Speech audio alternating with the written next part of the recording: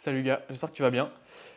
Je voulais te parler aujourd'hui d'un point que j'apprécie tout particulièrement et qui se lie un petit peu au trading.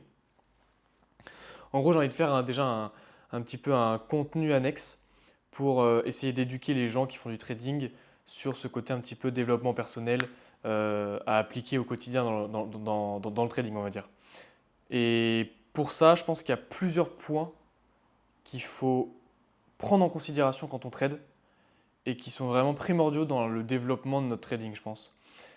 Parce que le technique, c'est bien joli, mais je pense qu'il y a vraiment une grosse partie pour les gens qui bloquent, c'est le côté psychologique. Savoir garder son plan, savoir tenir ses trades. Et pour ça, on va parler du point essentiel qui te permet de structurer tes pensées correctement, c'est le sommeil. Pour moi, le sommeil, c'est vraiment la chose la plus importante que tu peux mettre en place et améliorer dans un premier temps dans ta vie de tous les jours. Pas forcément le trading, parce que je pense que toi qui regardes la vidéo et qui fais du trading, tu regardes pas la vidéo et tu vas pas écouter ce conseil-là que pour le trading. Tu vas écouter ce conseil-là pour toute ta vie, d'accord? Tout ce qui englobe ta vie, ton travail, si tu es à l'école, pour toutes les décisions que tu as à prendre dans ta vie, le sommeil, c'est important. Le sommeil, en fait, c'est ce qui va vraiment te redonner du jus tous les jours, de l'énergie tous les jours pour affronter ou vivre, tu fais comme tu veux, tu penses comme tu veux, la journée qui va arriver. Si tu commences ta journée fatiguée, tu vas rarement réussir à avoir une journée vraiment efficace. Tu vois ce que je veux dire? En trading, c'est pareil. Si tu veux lier le sommeil au trading, en fait, tu pourras jamais faire avoir des raisonnements logiques que le marché a si tu as mal dormi. Si tu as passé une mauvaise nuit ou si tu n'as pas assez dormi, tu n'arriveras pas à avoir un raisonnement et un chemin de pensée cohérent sur les marchés. Moi, quand je dors mal, je fais un truc tout simple, je ne trade pas. Quand je sais que j'ai passé une nuit de merde, je regarde même pas les marchés, ça sert à rien. Si j'ai vu un setup il y a 2 jours, que j'ai analysé, que je me dis s'il y a une annonce, s'il y a une alerte qui se déclenche, je prends le trade, ça c'est autre chose. Par contre, si je vais sur les marchés pour analyser, c'est pas la bonne chose à faire, je pense. Je pense que la meilleure chose à faire quand tu veux avoir un meilleur sommeil, c'est de rééquilibrer ton horloge interne. On a tous une horloge interne, ça je pense que tu le sais. Cette horloge interne, où tu dois avoir un graphe qui va apparaître je ne sais pas où encore, cette horloge interne, elle sert à quoi? C'est le rythme circadien, c'est la même chose. Elle te sert à savoir quand est-ce que ton corps fait quoi dans la journée. En fonction à peu près de l'heure qu'il est, ton corps va sécréter telle ou telle hormone qui va t'amener à réagir différemment vis-à-vis du temps qu'il fait, enfin du temps qu'il est dans ta journée. Voilà. Donc je pense que tu le vois à l'écran comme tu veux. Le soir, tu as des heures précises pour être couché, d'accord? Vers 21h30, 22h, ton appareil digestif il se met en veille, tu commences à sécréter des hormones qui vont te donner envie de dormir. Faut pas lutter, faut aller dormir. Parce que à certaines heures de la nuit, il se passe des choses qui font que ton corps doit être endormi depuis tant de temps pour pouvoir avoir accès à ces choses-là, qui vont t'améliorer, qui vont régénérer tes cellules, qui vont trier les données que tu as eues dans ta journée, qui vont te permettre de passer du sommeil profond au sommeil paradoxal, etc. etc. D'ailleurs, petit tip, si tu n'as pas assez de sommeil profond, je t'invite vraiment à dormir plus tôt.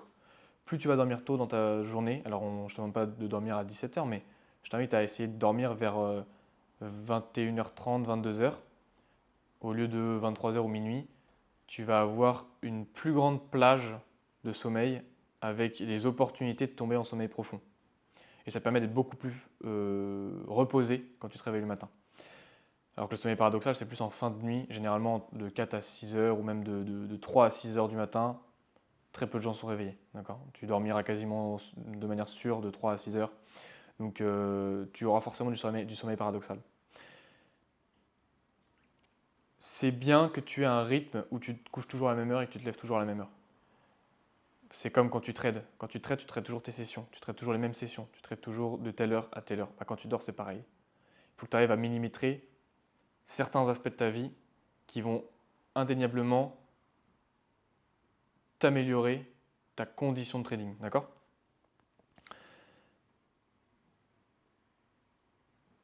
il n'y a pas de contre-indication vis-à-vis de la nourriture que tu ingères quand tu dors.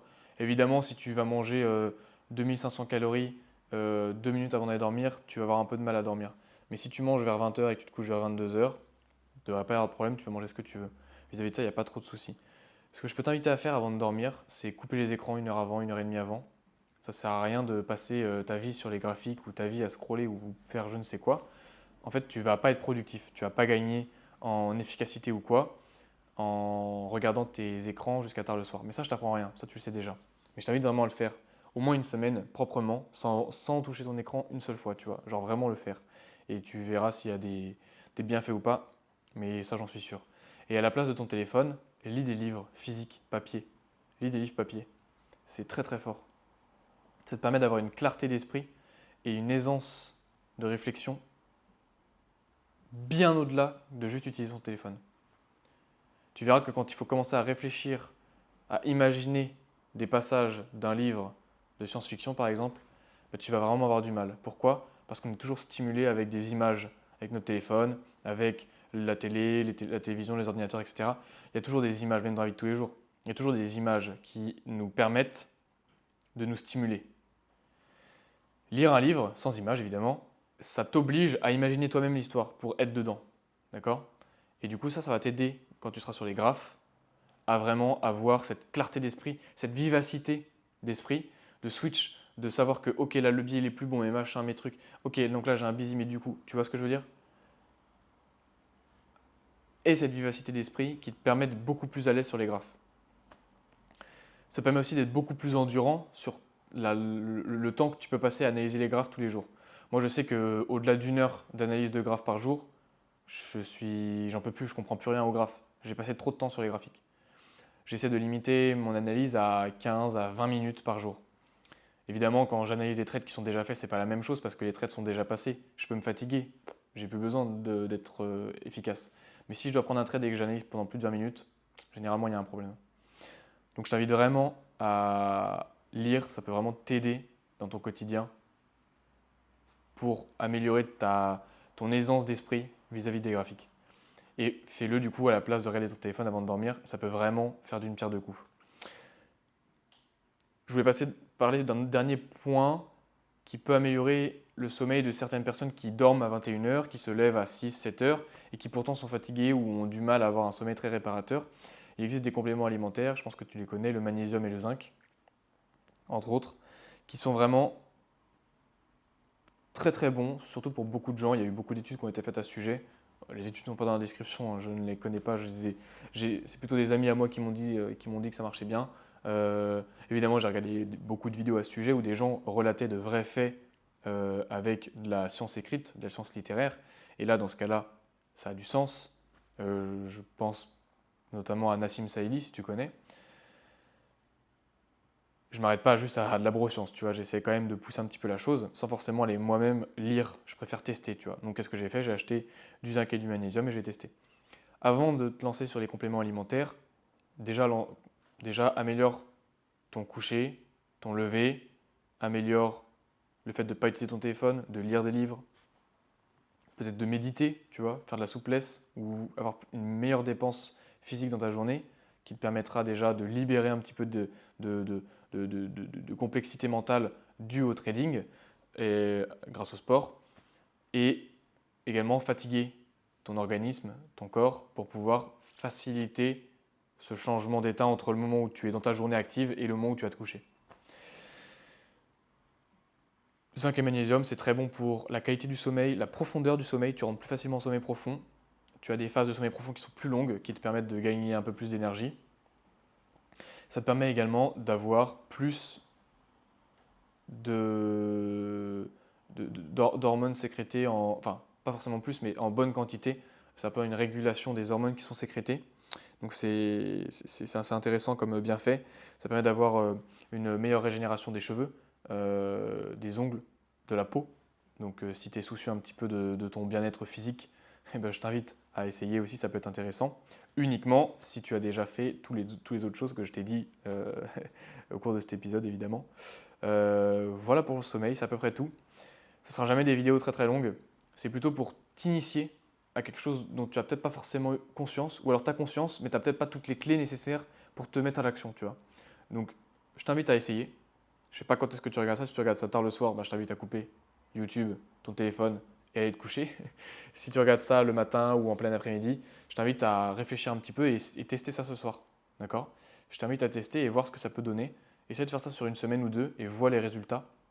Je sais que moi, quand j'ai du mal dans ma vie un petit peu, que ce soit dans le trading ou dans ma vie perso, peu importe ce que je rencontre comme problème, je vais essayer de recalibrer. Souvent, généralement, c'est à cause du sommeil. C'est que j'ai négligé certains points de ma vie, notamment le sommeil ou la nutrition ou le sport, parfois les trois, qui m'empêchent de vraiment avancer sur mes objectifs. Dans ce cas-là, qu'est-ce que je fais? Je commence par réorganiser le sommeil. Et après, le reste vient tout seul. Et c'est génial. Donc, j'allais vraiment essayer d'optimiser ton sommeil. Si tu as une montre, moi j'ai une Apple Watch, si tu as une montre qui peut traquer ton sommeil, ça peut être génial. Si tu as un lit qui peut traquer ton sommeil, ça peut être génial.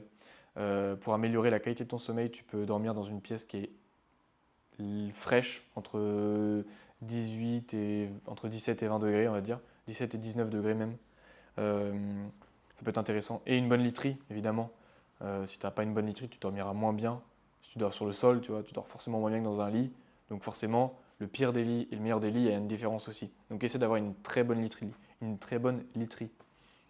Investis dans ton confort en fait. Investis dans un bon lit, investis dans un bon oreiller, dans une bonne couette. Achète des compléments, achète des livres, lis les livres avant de commencer à acheter des challenges de trading ou des formations ou quoi. Améliore déjà ton bien-être et tu verras que ton trading il va s'améliorer. Évidemment, là on a parlé du sommeil, mais il y a encore énormément de points qu'on va pouvoir aborder dans cette petite série. Je ne sais pas combien ça fera de vidéos, je ne sais pas combien de temps ça durera, jusqu'à ce que j'ai épuisé tous mes stocks. On partira sur une petite série plus tard, ne t'inquiète pas. Mais pour l'instant, j'ai vraiment envie de faire le tour de toutes les choses que tu peux améliorer dans ta vie de tous les jours, qui amélioreront considérablement ton état d'esprit vis-à-vis du trading. D'accord? Voilà, c'est tout pour moi, gars. Je te souhaite une agréable journée, soirée, je ne sais pas quand est-ce que tu regardes ça, et on se retrouve mercredi prochain pour un nouvel épisode. Allez, ciao!